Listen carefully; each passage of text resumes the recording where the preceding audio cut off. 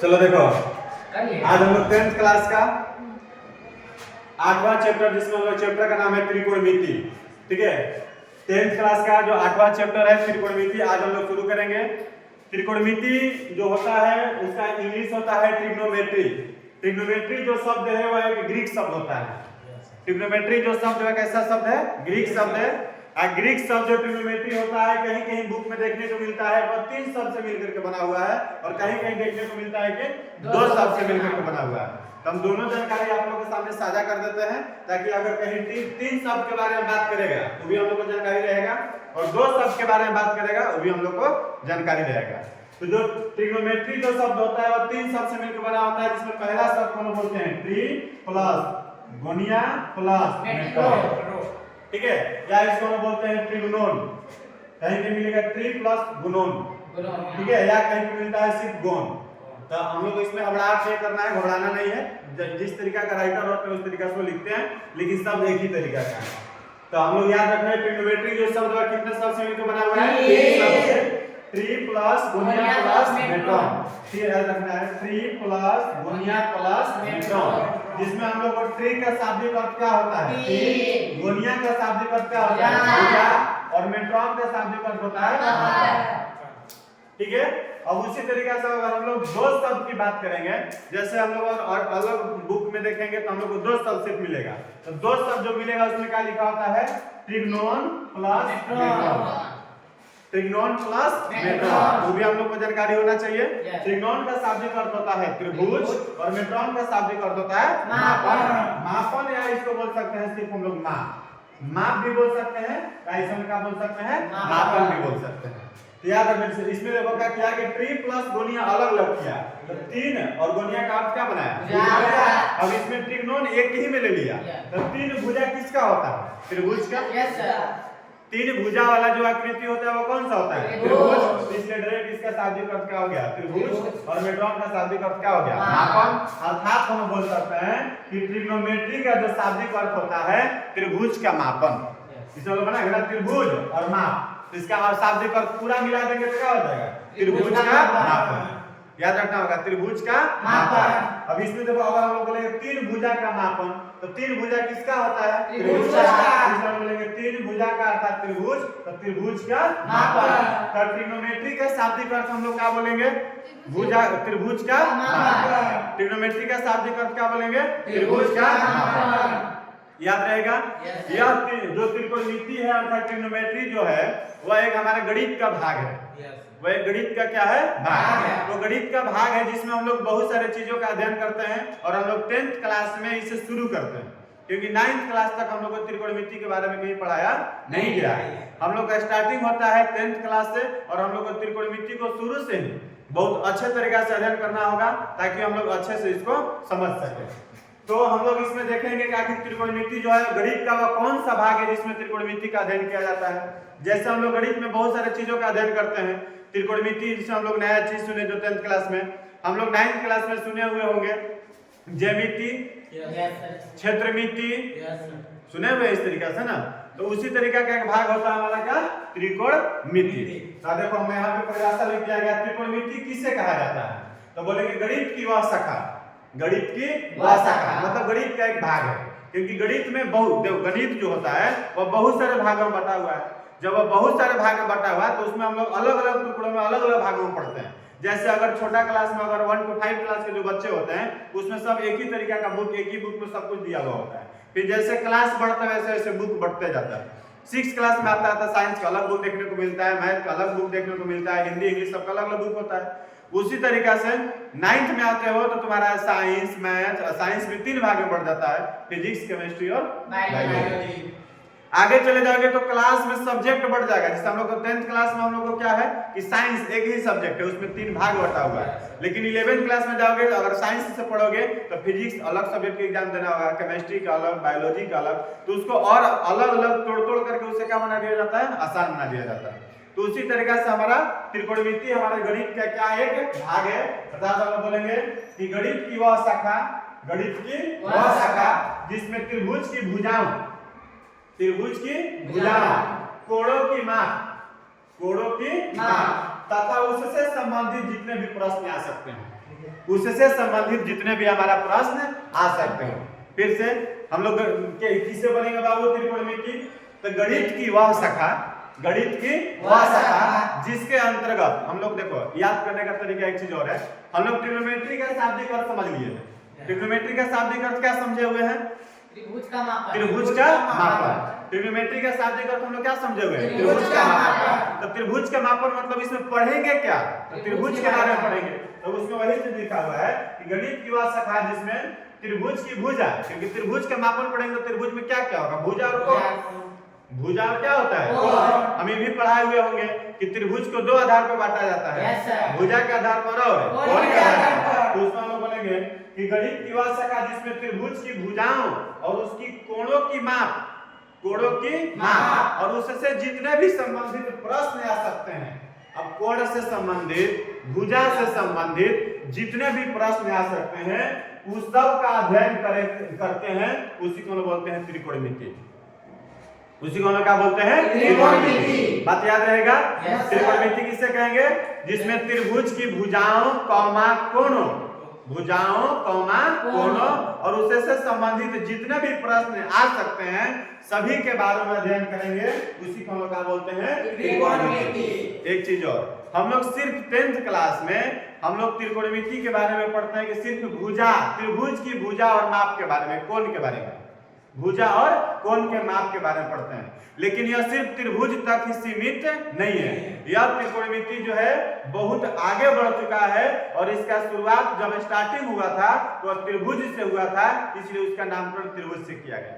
जैसे हम लोग एग्जाम्पल तौर पर ले सकते हैं, एक छोटा बच्चा का जन्म होता है तो उसका शुरू में नाम रख दिया गया, जो नाम रख दिया गया अगर चोर बना फिर भी नाम उसका वही रहेगा, IAS IPS बन गया फिर भी नाम उसका वही रहेगा, नाम उसका बदलने वाला नहीं है। आतंकवादी बना तो फिर भी नाम वही रहेगा।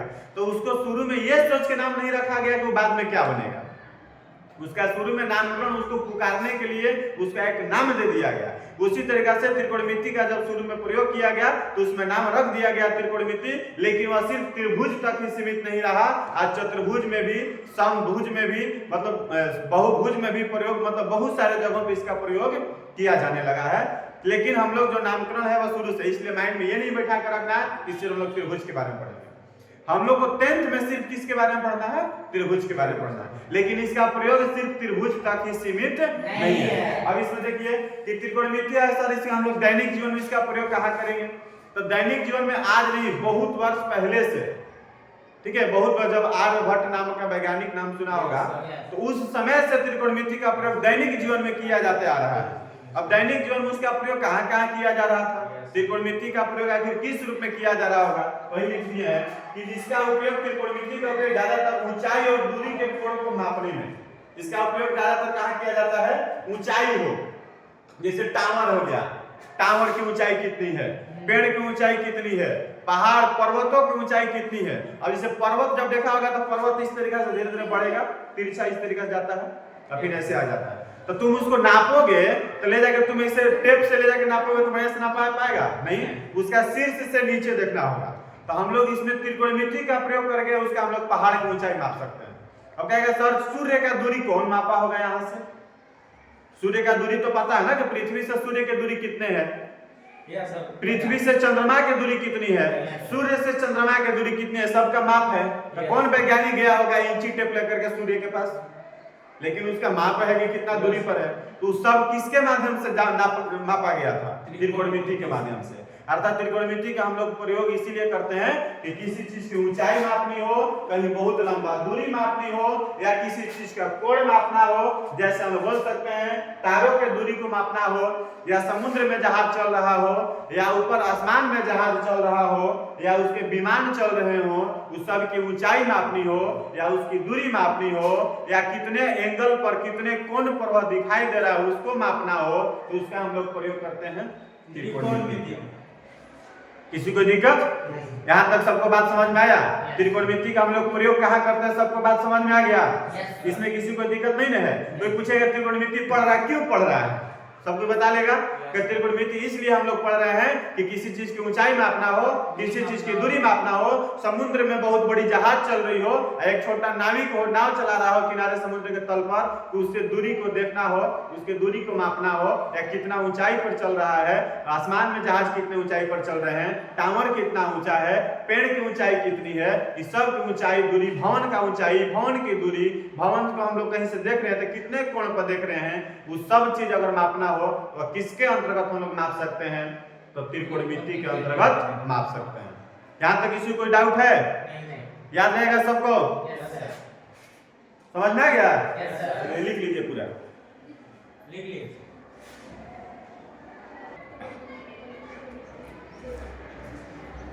अब हम लोग त्रिकोणमिति में थोड़ा सा कोण के बारे में अध्ययन कर लेते हैं।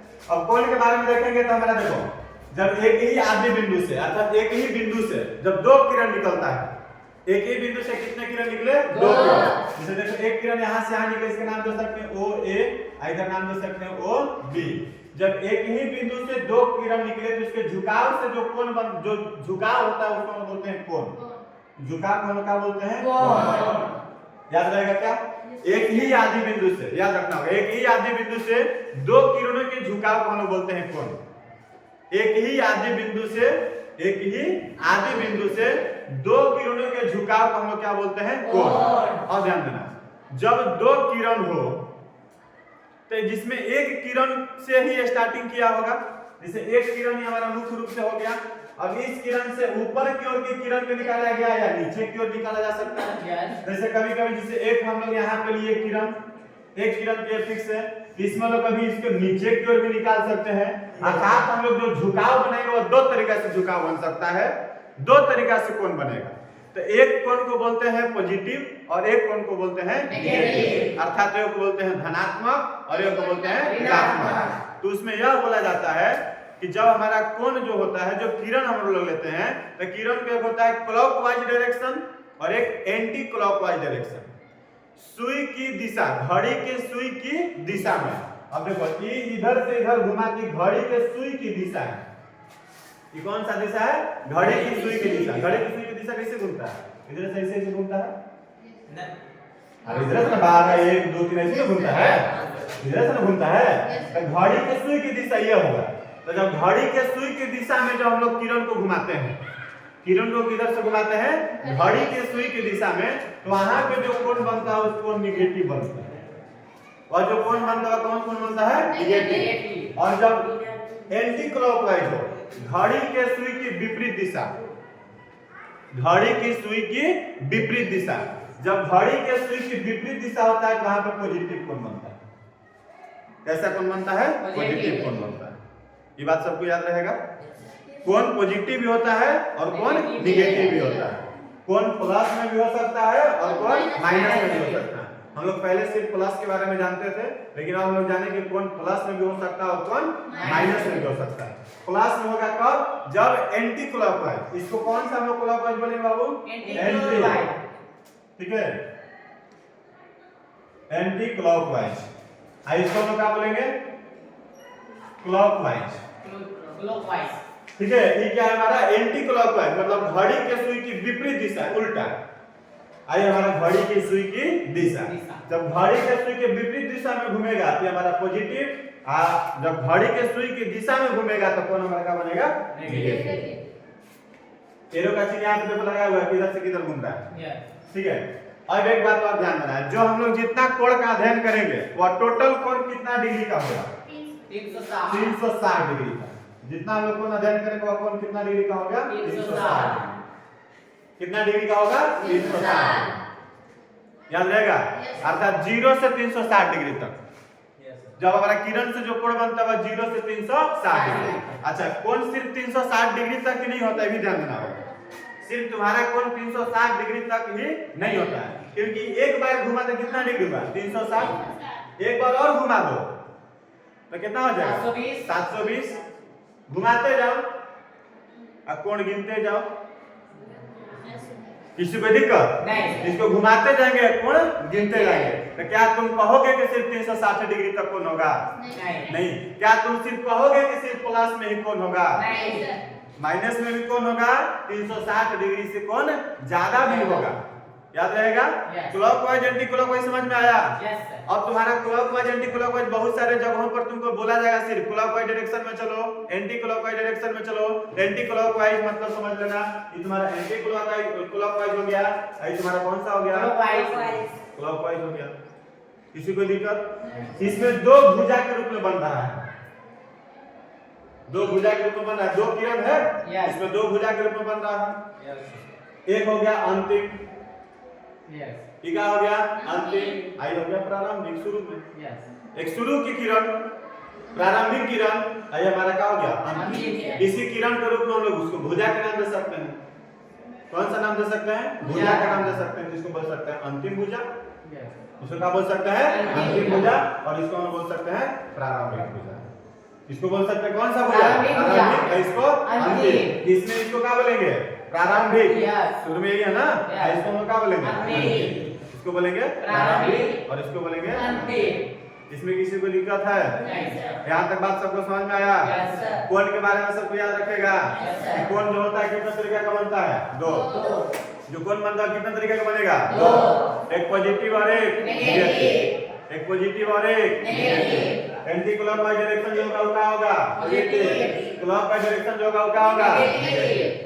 किसी को दिक्कत नहीं है? नहीं, sir. चलो ठीक, छाप लो इसको।